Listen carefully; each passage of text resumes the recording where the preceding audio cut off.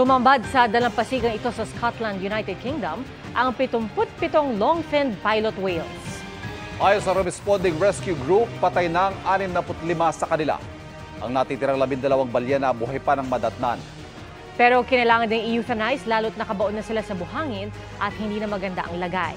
Ayon sa mga eksperto, posibleng naligaw lang doon ng mga balyena o kaya'y natangay ng alon pero hindi pa sila makapagbigay ng malinaw na rason. Karaniwang malapit sa isa't isa mga pilot whale kaya posibleng may sinundan sila o hanggang nakarating sa pampang. Mga kapuso, patuloy na tumutok sa mga balita. Mag-subscribe sa GMA Integrated News sa YouTube. Sa mga kapuso abroad, samahan niyo kami sa GMA Pinoy TV at www.gmanews.tv.